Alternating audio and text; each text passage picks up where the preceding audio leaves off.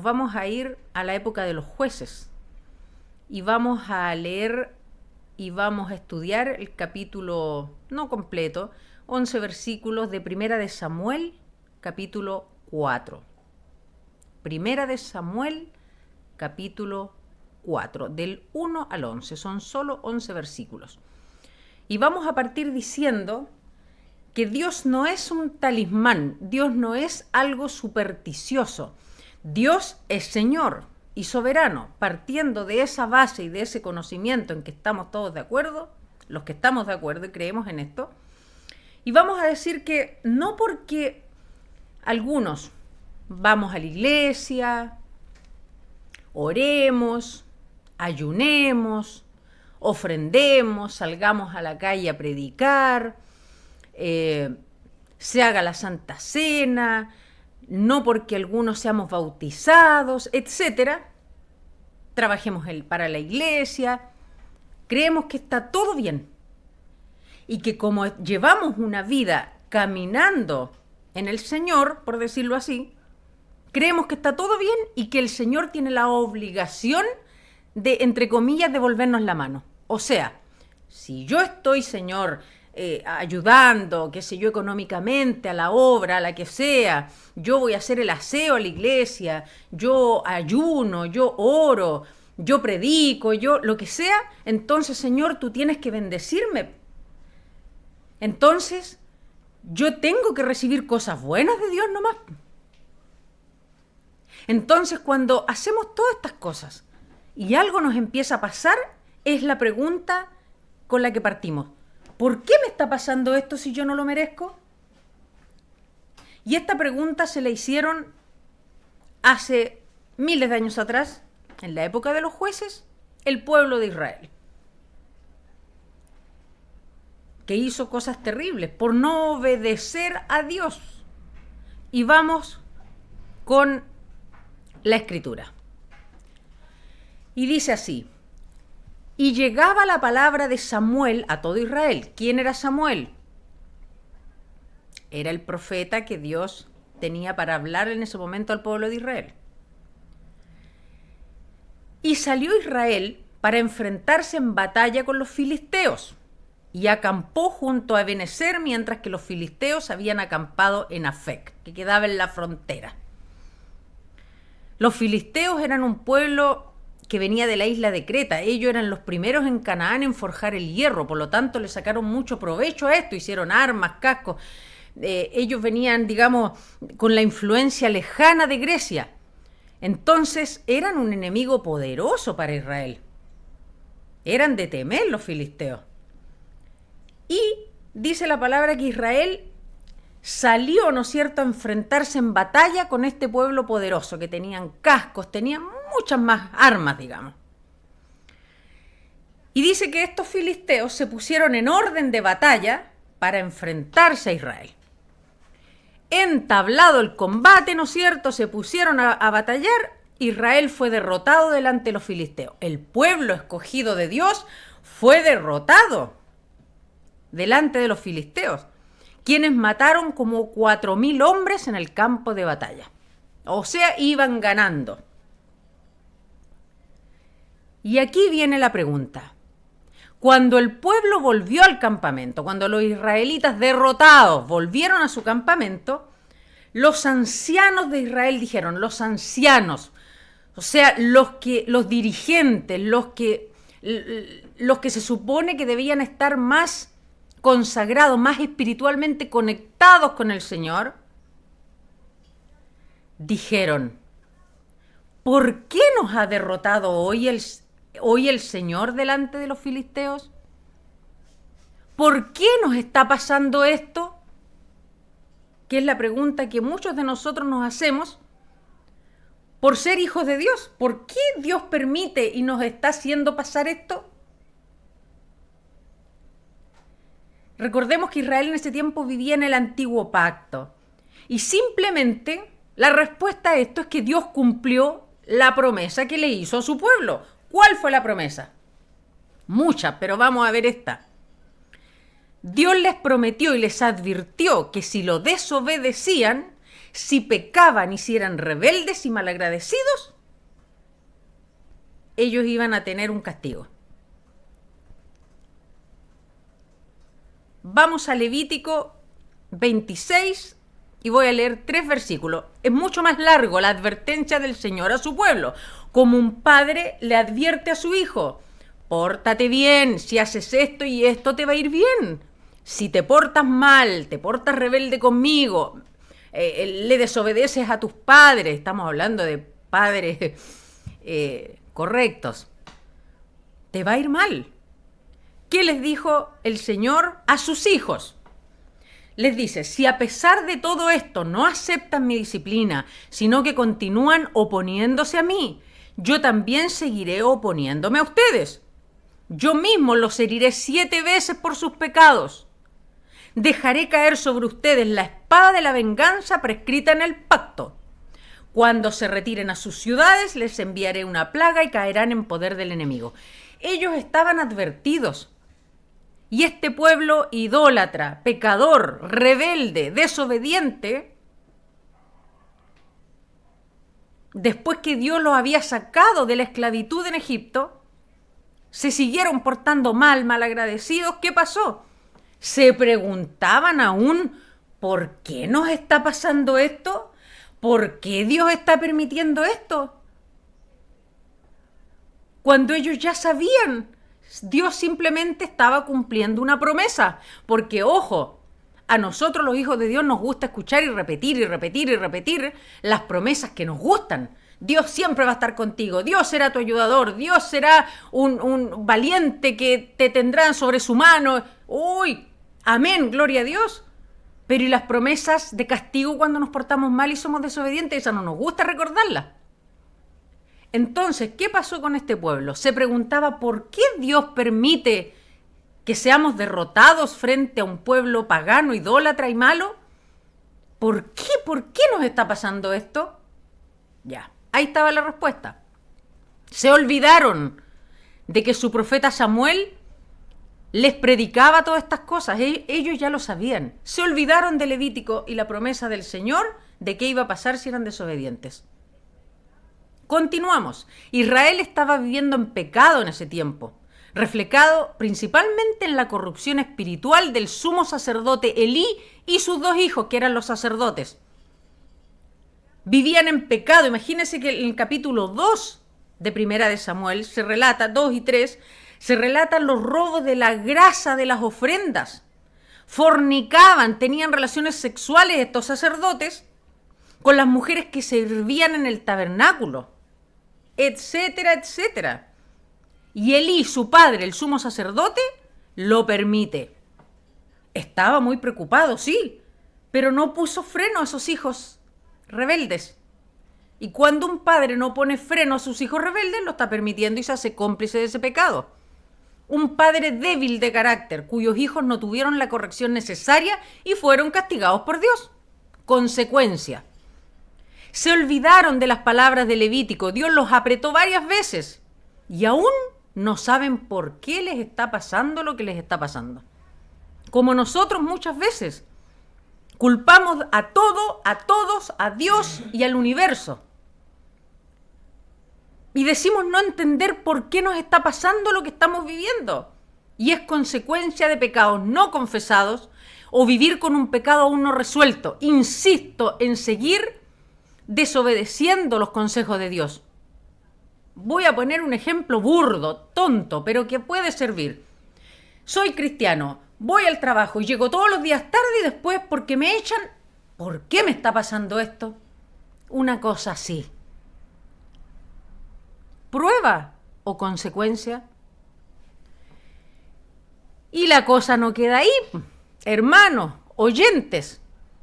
Mire cómo continuó esta novela, yo diría ya irónica, no sé cómo decirlo. Mire la decisión que llegaron, porque cuando nosotros nos alejamos de Dios, estamos desobedientes, qué sé yo.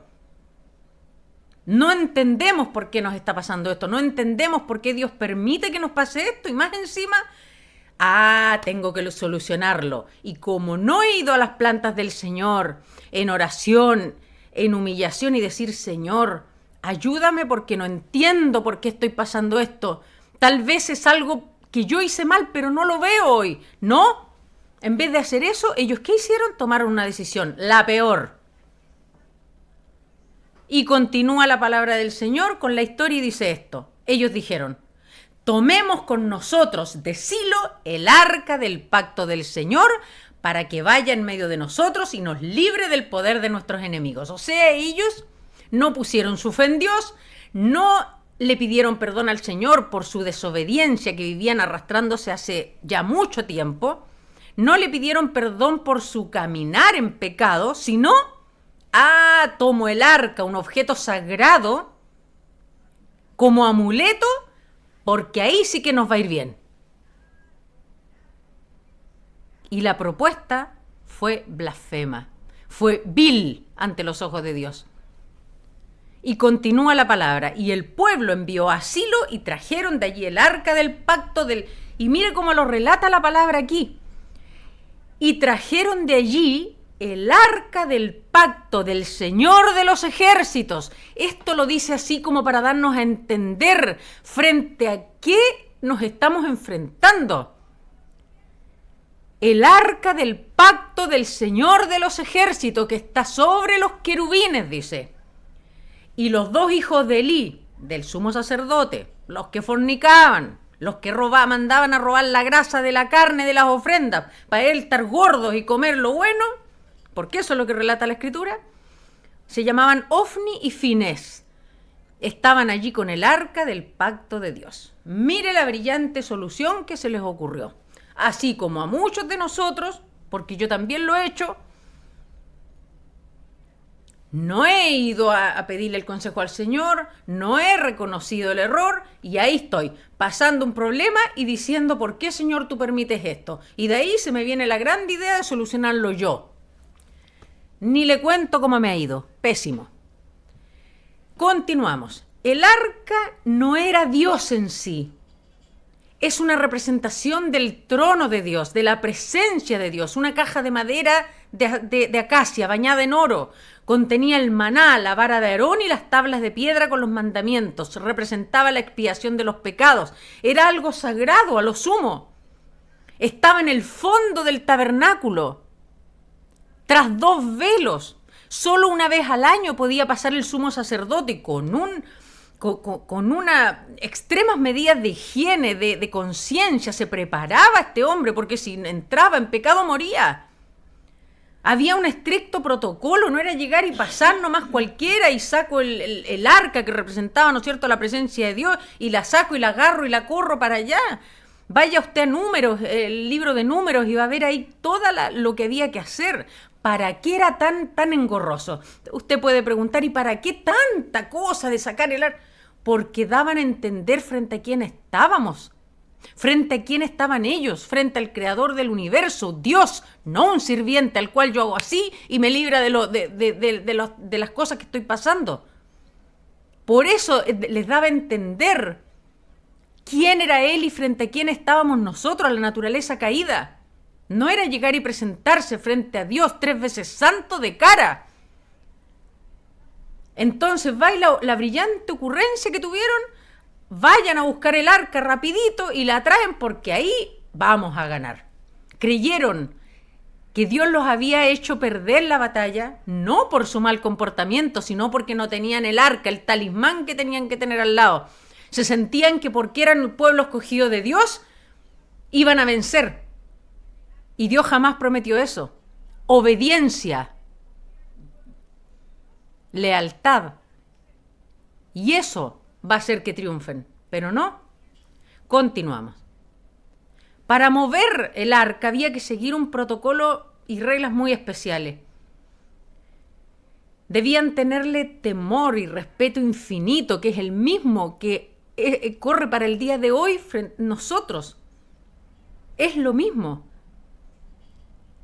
Y a ellos se les ocurre sacarla y moverla sin las reglas dadas por Dios, sin temor alguno.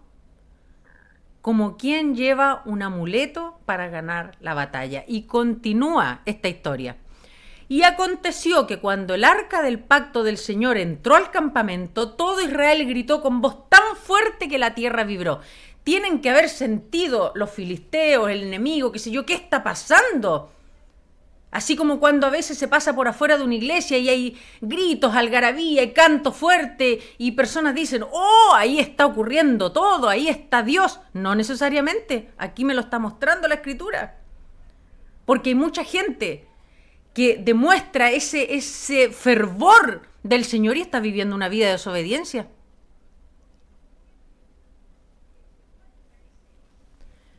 Al oír los filisteos el ruido del clamor, dijeron, ¿qué significa el ruido de este gran clamor en el campamento de los hebreos?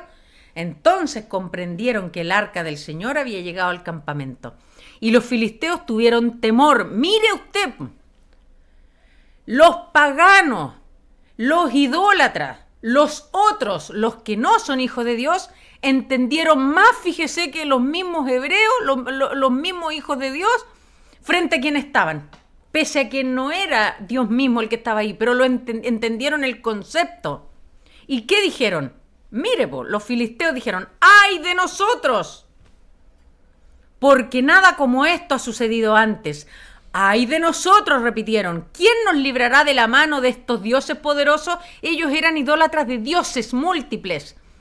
Pero ellos entendían, oh, estos dioses que tienen el pueblo de Israel, ¡vamos a morir! Estos, recordaron los filisteos, son los dioses que hirieron a los egipcios en el desierto con toda clase de plagas. O sea, hasta esta gente que no eran los hijos de Dios reconocían y recordaron lo que los mismos hijos no recordaron, que Dios los sacó de la esclavitud. Malagradecidos. Hasta los filisteos se acordaron de eso y reconocían que el Dios de Israel los había sacado de ahí y era el que los había librado por medio de las plagas. Mire, ¿y qué dijeron los filisteos? Cobren ánimo, sean hombres filisteos, para que no lleguen a ser esclavos de los hebreos como ellos han sido esclavos de vosotros. Sean hombres y peleen. Hasta ellos se pusieron en batalla, digamos, en una mente de, no importa, vamos a la batalla. Y pelearon los filisteos. Y adivine qué pasó. Vamos a parar unos segundos. Adivine qué pasó. Con el arca que tenían ahí, creyéndose que eran hijos de Dios, entonces estamos listos. Israel fue derrotado y cada cual huyó a su tienda y la mortandad fue muy grande, pues de Israel cayeron 30.000 soldados de a pie. ¿Qué pasó? ¿Por qué Dios permitió otra masacre más grande que la primera? Pero si somos hijos de Dios, pues. Somos el pueblo escogido. ¿Qué está pasando? Teníamos el arca que representa al Señor aquí con nosotros. ¿Qué pasó? Murieron 30.000 soldados y si alguien aún está pensando que Dios fue malo, no ha entendido nada todavía. Dios no es nuestro sirviente. Con Dios no se juega.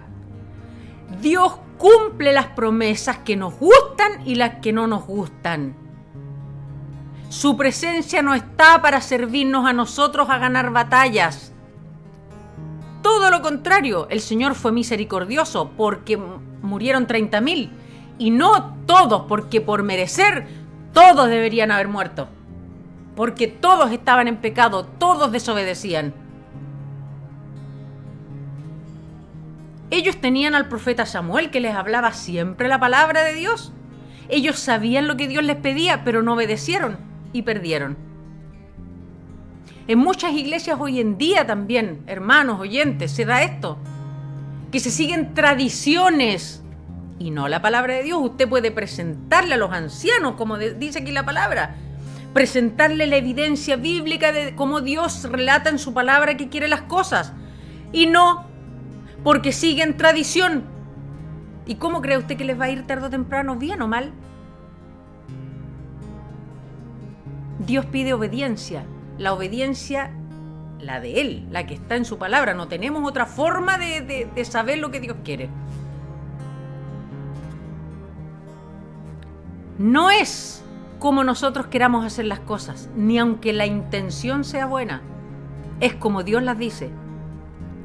Los israelitas querían ganarle a un pueblo idólatra, pero Dios dice que hagan las cosas como Él exige, como en su palabra.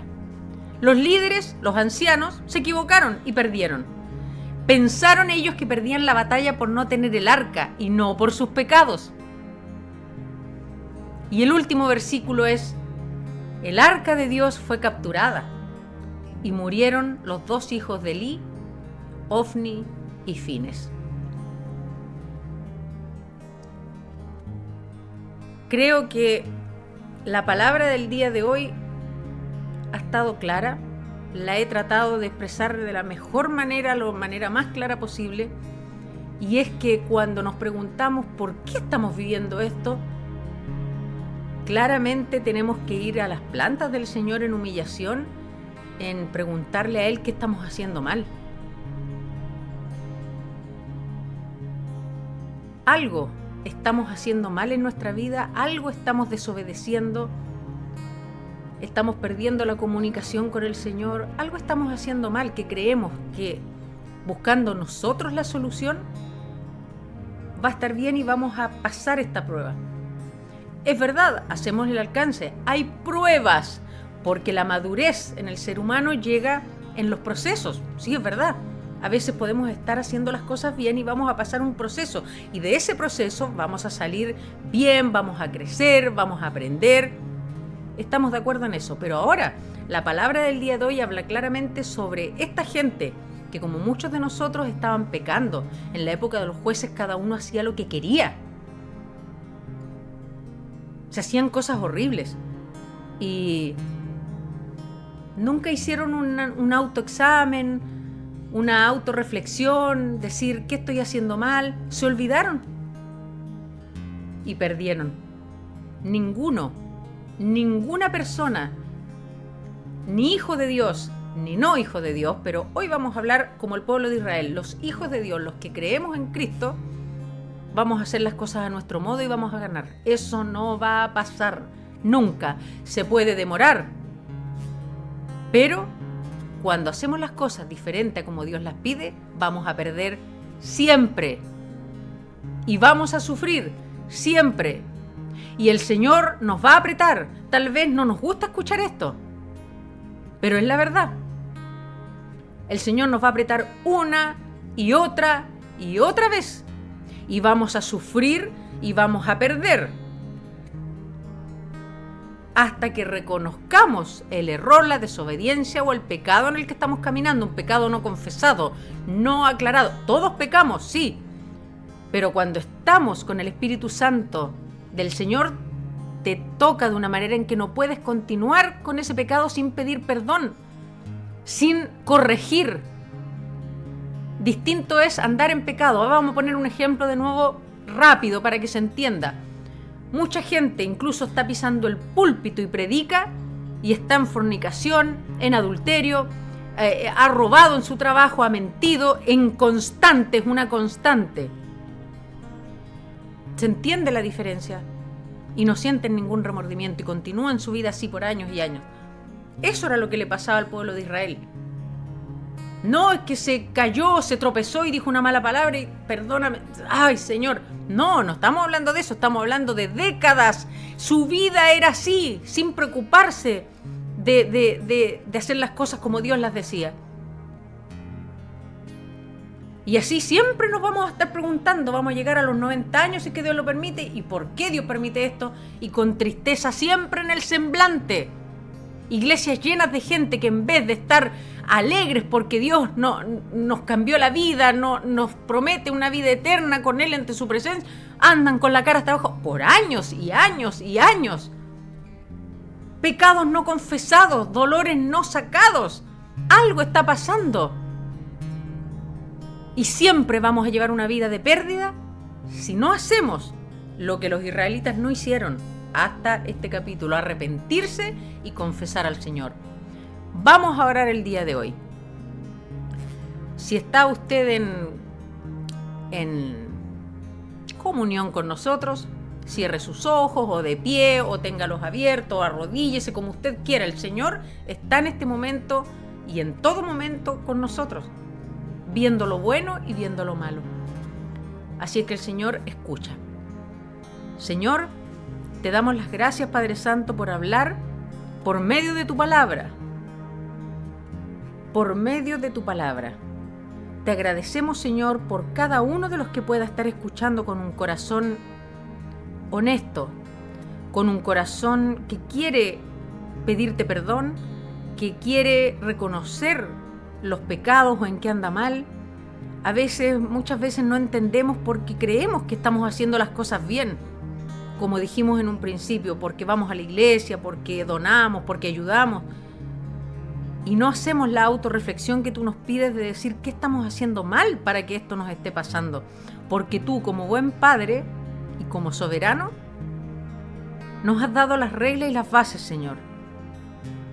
Y muchas veces somos rebeldes y queremos hacer las cosas a nuestro modo. Perdónanos por eso, Señor. Y pido por cada uno de los oyentes que está en este momento pidiéndote, suplicándote perdón y pidiéndote que abras los ojos espirituales y nos hagas ver cuando vamos por el mal camino, Señor, para no volver a ser malagradecido y desconfiar de ti y echarte la culpa incluso de lo que estamos viviendo. Te damos las gracias, Señor, porque sabemos que eres un Dios que escucha y que está con nosotros. Te damos las gracias, Señor, porque mientras haya vida, aún hay misericordia de tu parte, Señor, para con nosotros, porque si realmente fuera justo, estaríamos muertos ya, porque somos culpables, Señor. Gracias te damos, Padre Santo, por el sacrificio de tu Hijo Jesucristo, que en Él pagó todos los pecados nuestros y también de las personas que están oyéndote a lo mejor por primera vez, Señor. Te damos las gracias y cerramos esta oración creyendo plenamente que tú escuchas y que tú recibes esta oración cuando es desde el corazón y con honestidad y sinceridad. En el nombre de Jesús, amén y amén.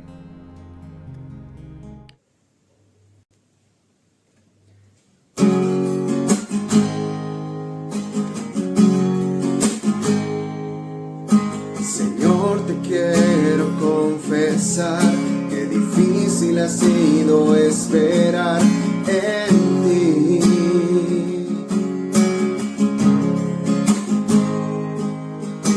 Mi fe se fortalece más y mi amor crece más por ti.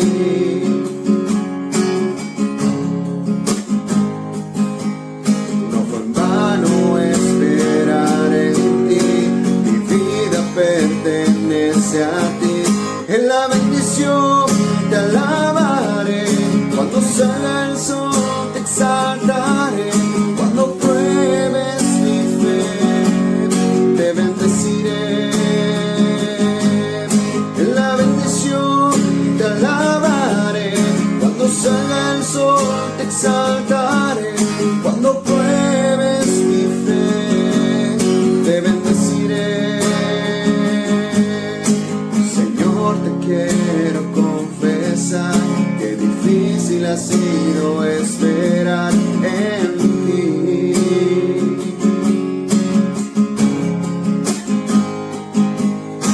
Mi fe se fortalece más, mi amor crece más por ti.